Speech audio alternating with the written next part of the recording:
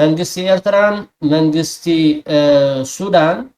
كل أير ناي إيرترام ناي إثيوبيا مجد أير ناي إثيوبيا نخيتكم كالكيلو وزو يكي بار قداي نديت ينيا هنا نديت كينيا هيدا مرمري فلقال بحر نقاش بولشسون دوري دما أرومور أفبارينتو مارس تورنتو كتنسا بوحالا የኤርትራ መንግስት የሚባል አይኖርም ይሄን መታወቅ አለበት እዚ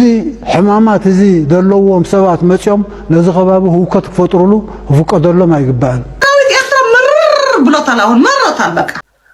ሰላም ክቡራት ተከታተልተይ ከመይ ትኾኑ ሎሙን ሁሉን አዘራረብን ዛዕባ ሒዘልኩም መጽ ዘለኹ ባአኹም ከምትልምድ ነዚ ቪድዮ እዚ ላይክ ገርኩም በመጀመር ክሳብ መወዳእታ መደበይ ምሳይ ጽንሑ ሓደሽቲ ነዚ ቻነል ዝኾንኩም ሰብስክራይብ በመግባር ቤተሰብ ኩሉ በመባል ናብቲ ፈላማይ ቪድዮ እስኪ ክወስደኩም ሓቢርና ንከታተል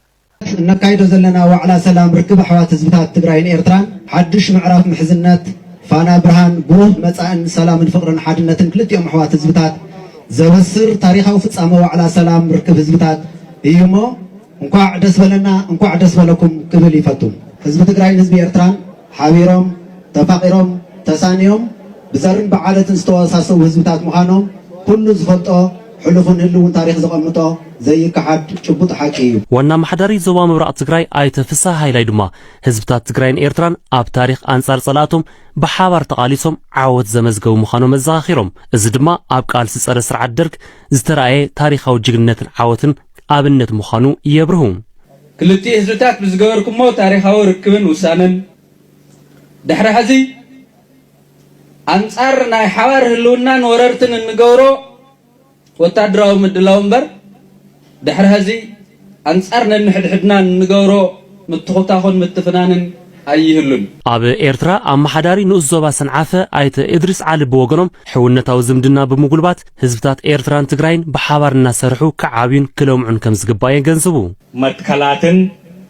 ዝምድና ህዝብታትን ዘይንቅነቅ ዘይቅየር ዘለዓለማዊ እዚ ድማ ምልክት ናቱ እዩ ናይ ሰላም ይኹን ናይ ልምዓት ይኹን ናይ ተጻብኦታት ይኹን ብትኦታት ታሪኽና ናይ ሓባር እዩ መጻኢና ድማ ናይ ሓባር ስለ ዝኾነ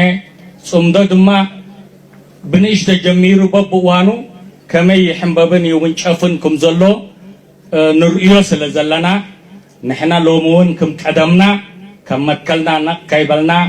ኣብ ጎኒ ህዝብታት ምእንቲ መሰሎም ካብ ጭቆና ነፃ ክወፁ حرخ وصو لومون من تسلامن من تمتكلن زوفن حزبن منغستن كم زلنان أبغونكم كم زلنان دقاقي مخرجاجو سألكم يدلي تساتفت مدرخون تستجمر مقربن متحجازن نخلتيو حزبات عبي ربحة خمسة متسجليتهم حدنا توركب حزبات تجرين إيرتران نسألائك اسم خمس سبرن بقصالنا تتناهر قصلنون يحبرون بس لا وعطوا بيخونا معنا نسجن كدقم كم زي بلو عبز حزي زنهنا يوقتي نايتسم دزبل نزح على فوصلنا نحنا زي كنا نبر زلنا نسو حوينا نفتنا يقدم ناي نغونا تمليسنا بطعمي نتزلنا سلام عوتن موداتو بصحينا نتزلنا فلالاي زنبره طميرو اصبيقو ناي موا الحوات كوينا خنبر تدليتاي زل مالتي تግራይን አመንጎና ጸባበር ደም የለን ማዓርበር ሰሃም የለን ንቀጻልን ውላና ንሕና ነውርሰ ጉዳይ እንተሎ አመንጎ ኤርትራን ትግራይን ድፋዕና ጣይቲ ዘይኮነ አተኸልቲና ማንጎ አተኸልቲና ራንሲና ነዞም ደቀና ነረክቦም ሓድነት ኩል ነገር ምዃኑሲ አሚነውርስ ዶው ኢሎም ካብ ዝሓሰብዎ ዳርጋ ሰጋ ኢሎም ኣሎ ማለት እዩ ስለዚ ሰጋ እንተ ዘይለውን ሓድነት እንታይ ከም ጸሎም ከም ዝኽናይ ዝኽልተ ህዝባት ጥምረት እንታይ ከም ጸሎም ከም ዝኽል ፈይጦም ስለ ዘለው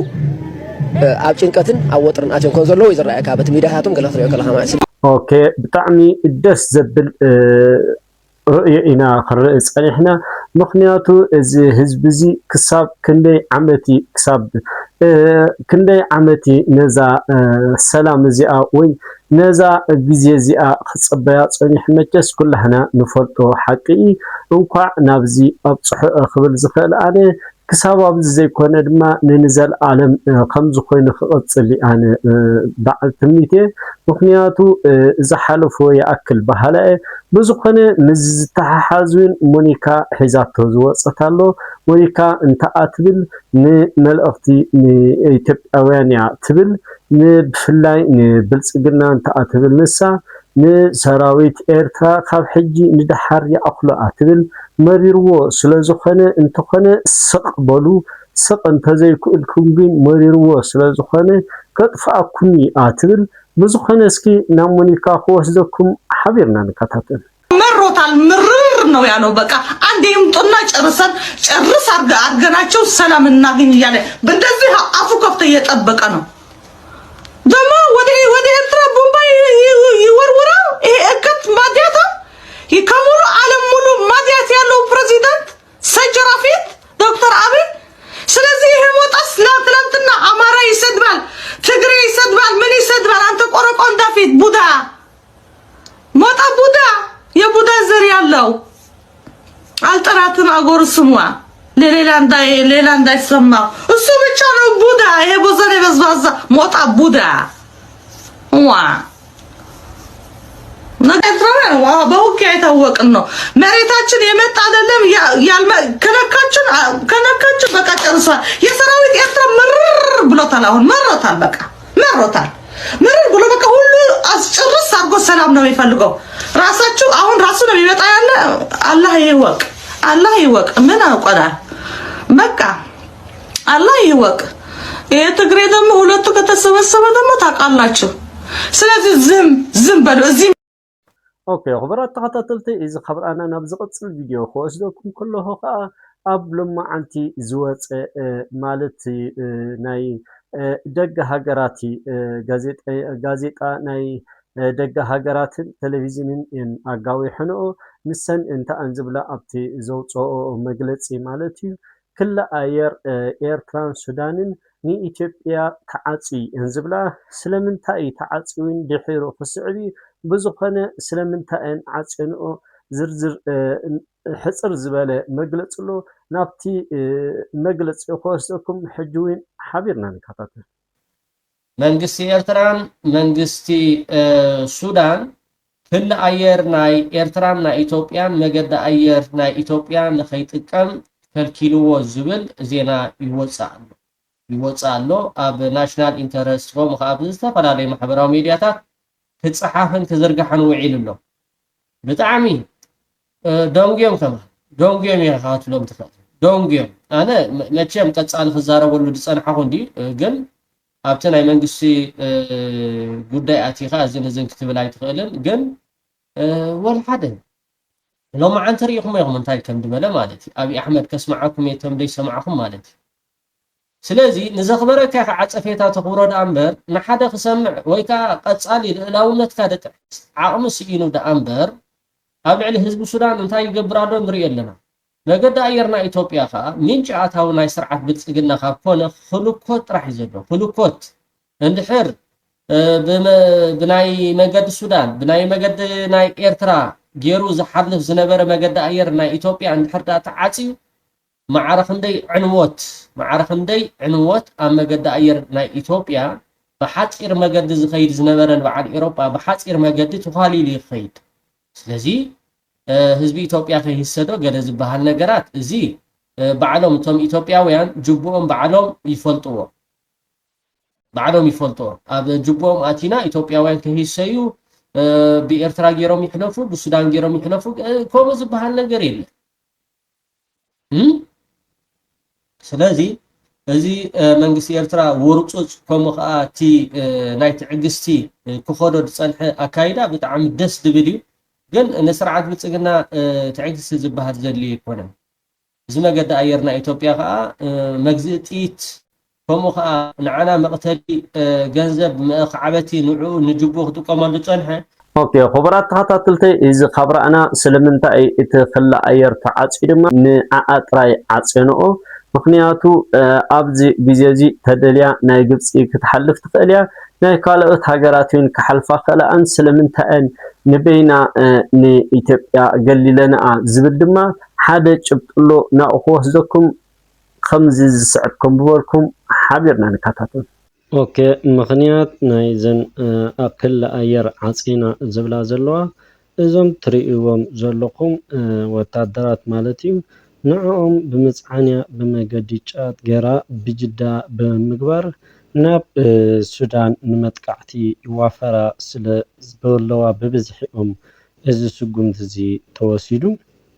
اوكي خبرات تعطات اذا خبر انا نابز قصل فيديو خوسدكم كله خا دكتور ابي احمد ابزي لما انتي حزو لما انتي قال محتت زغبرلو نسو انتا يزبل بزعبا ناي بارونتن ناي بحر نغاشني امصيو ማለት እንታይ ዝብል ኣብቲ መግለፂ ዋላ ሽሕ ግዜ እኳ ናይ ክልተ ደቂቕ እንትኾነ ግን ማሕበራዊ ሚድያ ኣብ ሎማዓንቲ ሸፊናት ተኣውዒላ ተበልኩ መገናና ይኮነ ንሶ ኣብቲ መግለፂ እንታይ ዝብል ባሮንቱ ዝበሃል ማለት ናይ ጋሽባርካ ዞባ ጋሽባርካ ማለት ካብ ክልል ኦሮሞ ዝተወሰደ ስሚ ምክንያቱ ልክ ከም ናይ ባሮንቱ ዝመሳሰል ኣባና ስለዘሎ እቲ ባሮንቱ ዝበሃልን ካባና ይተወሲዱ ካባና ሽም ጥራይ ዘይኮነ ተወሲዱ ቀደም ኦሮሞ ኣኡ ይነብሩ ስለዝነበሩ ኣባሓጎታትና ዝብል ከምኡ ስለዝኾነ ድማ ሓጂ በሓፈሻ ባሮንቱ ናትና ዝብል ጥራይ ባሮንቱ ዘይኮነውን ባሕሪ ማለት ዓሰብ ይኹን ምጽዋዕ ኩሉ ናይ ኢትዮጵያ በሓፈሻ ኤርትራ ኢትዮጵያ ይዝብል ይዝብል ብዙኾነ ናብቲ ምሉእ ቪድዮ እስከወስደኩም ቀድሚ ናብቲ ቪድዮ ንሱ ሙሳ ደግን ቀድሚ ሕጂ ዝተዛረበ ብዛዕባ ባሕሪ ዊናሎ ንሱ እንታይ ይዝብል ባሕሪ ስለምንታይ ናትና ነይሩ ከመይ ከይዲ ይዝብል ብዙኾነ እስኪ ነክልቲዩ ቪድዮ አስተኻኺለ ወስደኩም ሕጂ ውን ንሳይ ጽንሑ የቀይ ባህር ጉዳይ እንዴት የኛ ሆነ እንዴት ከኛ ሄደ ምርምር ይፈልጋል። እንዴት ማግኘት እንችላለን እንዳናገኝ ምን ያክል ሰው ይፈልጋል። እንዴት አድርገን ነው የምናሳካው ብዙ ስቃይ ይፈልጋል። አትሊስት ግን ኢትዮጵያውያን ያስፈልገናል ላይ መግባባት አለባቸው። በዚያ ምክንያት እኮ ነው መከራ የምናየው። ማዳበሪያ እኛና ኬንያ ገዝተን ኬንያ ናይሮቢ አድርሰው የሚሸጡበት ዋጋና እኛ ኢትዮጵያ የምናመጣበት ዋጋ አንድ ሊሆን አይችልም። ነዳጅ እኛና አንዱ ጎረቤት ሀገር ገዝቶ ሊሆን አይችልም። ፕራክቲካሊ እያየ ነው መከራው፣ ችግሩን እያየ ነው። ይሄ ጉዳይ እኮ ያስፈልጋል ብሎ ለማሰብ እንዴት ኢትዮጵያውያን ያውም ሚዲያ ላይ የምናወራ ሰዎች እንቸገራለን። ስናሳካው መዋጋት የለብንም፣ ሰው መሞት የለበትም ምናምን አካይበል ዲፈረንስ ነው ይችላል። አስፈላጊነቱ ላይ ግን መለያየት ተገቢ አይመስለኝም። ስርን ጌተቤታ ረትመለ ኢትዮጵያ ውጥቀውሳይን ቤኩ ኢመላ ጃሰ ኢትዮጵያ ወሊን ቀብሶ ምን ሮሞት ሊሱማ ፍርቅቱማ ለፍታይሳ ኩትሬ ኩሊ ወልሲ መተሙ ወልኢታ ሞቲን ባህር ነጋሽ ቡልቹሶን ዶሪ ደማ ኦሮሞ ኤርትራ ኬሰት መጋሊ ጉዶ ዘኩ መቃንሺ ባሬንቱ እንት ዋይ ቦርናፍ ባሬንቱ ማልቤኩፍ መቃሞ ጋሰኒ ጂራማሲት ጋፍሌን ኡመን ኦሮሞ ቀበቴትን ቀብሳቱሬ ከምቱ ዴ ቤታ mirg fundura duuba ilaaluun barbaachisaa miti. Oromoon guutummaatti bilisoomeera. Period. أنا ولدنا الله قشن محلن وحيلان سعلن نخاعن مسترن قواسان حكالن سامع يكالن زول زوال خبرات تحت تلت إذا خبر أنا نبزغت الفيديو خوصلكم كله ولا شحق زي أقدموا استزاربوا يكون كور برزنتي إسياس أفرق مالتي تكا نازي ملسي يخون إلى سلاز حسبكو قرب يلقو نسو انتا إيزبل أبت فيديوسكي حبيرنا نكاتته إذا بالسجن دي دلاك شم هبو ناي سنفات ناي كدعت ناي سسعات جاندا تندلق من دلو مغشيش ترف مرف ناي ما أدنى بلعد سرح دلو كينات وجلنا لنا نحن نشنا نقول له مخنيات علينا كينات وجزي خنا كينات تعينات كينات تمايرنا بزح نجر تمايرنا بزح نجر إنا لنا تبلتغلا أما ودعت أنا نزو قدايزي خمنا أبو صالح صوصوا على نوع زانتا يجزاهم كتفعلكم هيدلين يجن سنف وشيطان نجزا رسو سبت مسيلو أما قدس أنا حكا اما قد صنحك عد مكان عبون شاستنا خمس بلك هو قايقه كما انت افالين قمت بي صالح دبلو اوي صراحه الله تني صراحه مسسالتكم مصاكات بلو امبري كومن صراحك حاله سنف من قد لحصنيحك بسنفات تعديمك او قويتو دبال تمهرتي قدم تمارنا عد شما ناي سنفات تمهرتي يلنا نابونا هنا مدراوات كبر على انتاي تزكبر دلو مدراوات متقعت بيني وجمر معاشم كجمرو بفانوتات ديم كجمرو قدمنا حزب اثيوبيا كنا ديم اوجم كودو بمنقد سامره ديم كمصو بتግራይ ገረም ديم كمصو بيناي منقد بغوجام بغندر دي بشوان بورلم دي بيناي كبابيتاتم مصو زي غزيغا ايتطفئ ذا تقصلك صنحو منالباش دغاغمكم ما صبوتيا سنف نداي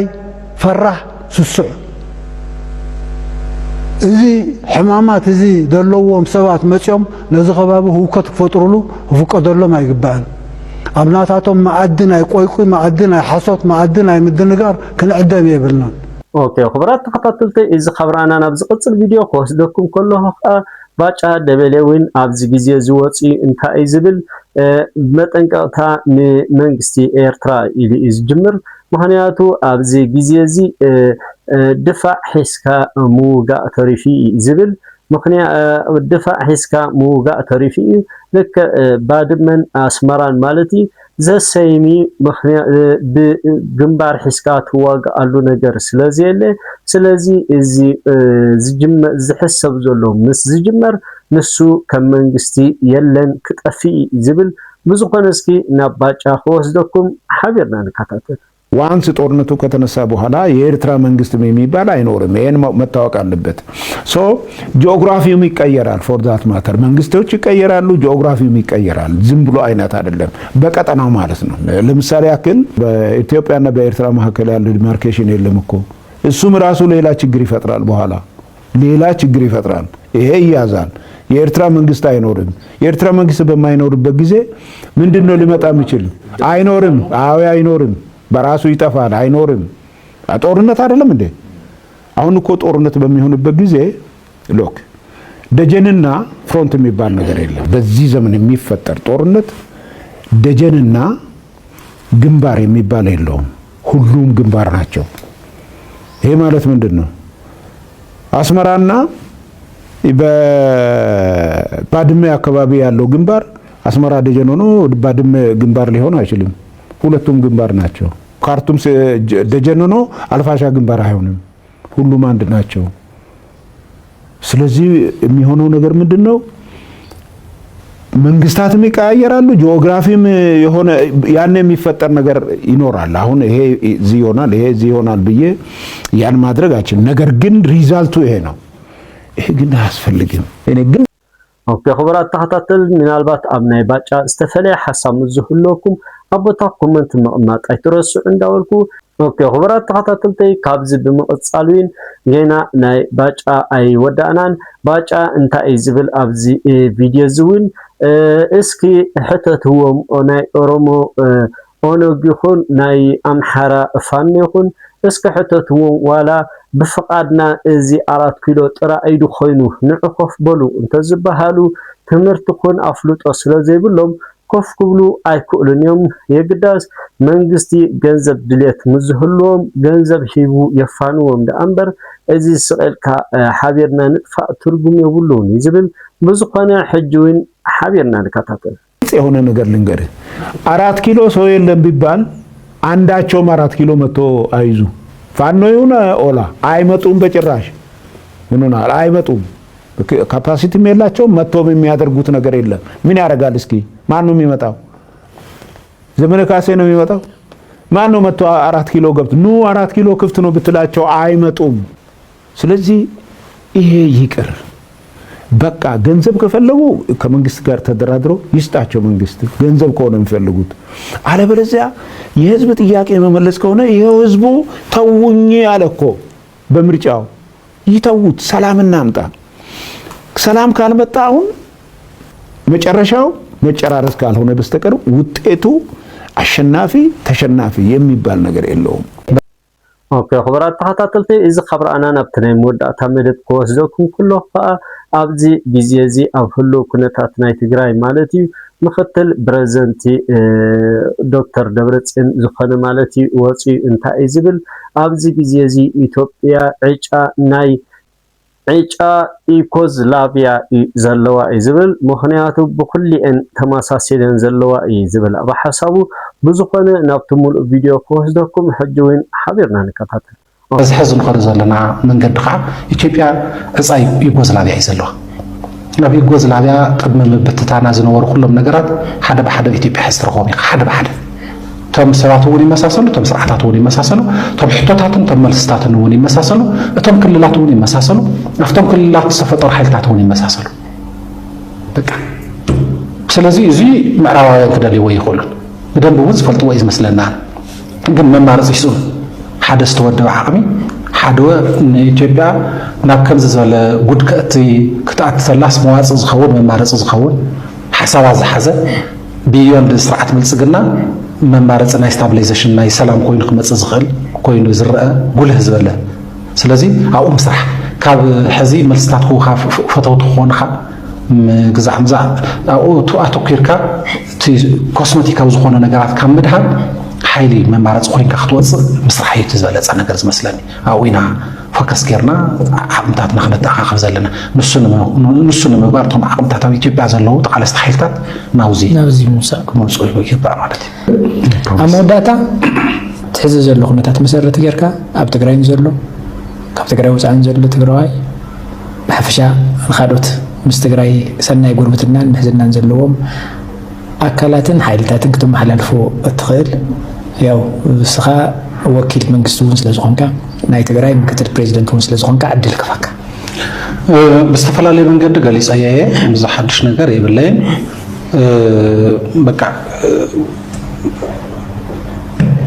ኣብዚ ዓለም እዚ ኣብዚ እዋን እዚ ብምሕስንታ ብልመና ገለታት ዝወሃብ ዝኾነ ነገር ከምዚ የለ ዓለም ሙሉእ ዝሪኦ ዘሎ ነገር እዩ ኣብዚ እዋን እዚ ሰላም እውን እንተምፅእ ሓደጋ እንተመፂብካ እውን እትምክት ውሽጣዊ ዓቕምታት ካብ ምጥንኻር ንተጋሩ ንትግራይ ከዓ እቲ ዝበለፀ ውሽጣዊ ዓቕሚ ብሄራዊ ሓድነት እዩ ብሄራዊ ሓድነት ኢሉ ዘረባ ገለንታት ኣይኮነና ዓና ብሄራዊ ሓድነት ንዓና ኣብ ብሄራዊ ፅላላትና ኣብ ብሄራዊ ትካላትና ኣጀንዳታትና ብሄራዊ ኣጀንዳታትና ሒዝና ምቅላስ እዩ ጸላእትና ብዝበለፀ ኣብ ብሄራዊ ሓድነትና ናብቶም ብሄራዊ ውዳበታትናን ዝረባረቡ ዘለዉ ንሳቶም ንምውቃዕ ስሕረት ማእኸል ስለ ዝኾኑ እዮም ንሳቶም ተፈሪሶም ንሳቶም ተተበቲኖም ንሕና ብቐሊሉ ክንበር ንኽእል ኢና ምክንያቱ ህዝብታት ይበተኑ ህዝብታት ኣብ ፀገም ይወድቁ እዮም ታሪክ ኣይኮነን ኣብ ማእኸላይ ምብራቕ ዝነበረ ህዝቢ ናይ ታይም ዝበሃሉ እዞም ናይ ናይጀርያ ባፍራ ደንየካ ናይ ባፍራ ይግቦን የካ ማለት እዩ እዚኣቶም ኩርዳውያን ማለት እዩ ናይ ማእኸላይ ምብራቕ ኩርዳውያን ንበሉ ኣብ ኢራን ኣለዉ ሶርያ ኣብ ቱርኪ ኣብ ኢራቅ ኣብ ግዛዕ ብትንትን ኢሎም ኣለዉ ማለት እዩ ኩርዳውያን ያው እንታይ እዩ እቶም ብሄራዊ ትካላቶም እዮም ተወቂዖም መጀመርያ ማለት እዩ ኣብኣቶም ኣነፃፂርካ ኢኻ ስለዚ ሓደ ህዝቢ ዝዓስል ዝቃለስ ዝውደብ ዓቕሚ ዝፈጥር ኣብ ብሄራዊ ውዳበታት እዩ ብፍላይ ንሕና ከዓ ምስ ዘለና መጠን በዝሒ ገለታት በቃ ተበቲንካ ኣይኮነን ንሕና ዕስለኮ ክንፈጥር ይንኽእልን ንሕና ውዳበታት ጠንካራ ውዳበታትን ማእኸላትና ንፈጥር ለዚ ውዳበታትና ድኽመታት ክህልዎም ይኽእል እዩ ሰከንደር ጌርና ፅባሕ ንዕርዮም ኢና ንሶም እንተሃልዮም ንሕና እንተተሳጊርና ከም ህዝቢ እንተሃሊና ዝሐሸ ውዳበ ዝሐሸ ነገር ክትፈጥር ትኽእል ኢኻ ሕዚ ዘለዉ ምስ ድኽመታቶም ውዳባታትና ናብ ሓደጋ እንተወዲቖም እንተተበቲኖም ግን ከም ህዝቢ ኢና ናብ ሓደጋ ንወድቕ ስለዚ ፖለቲካዊ ፈላላያትና ንውሩ ክህልውን ኣሎ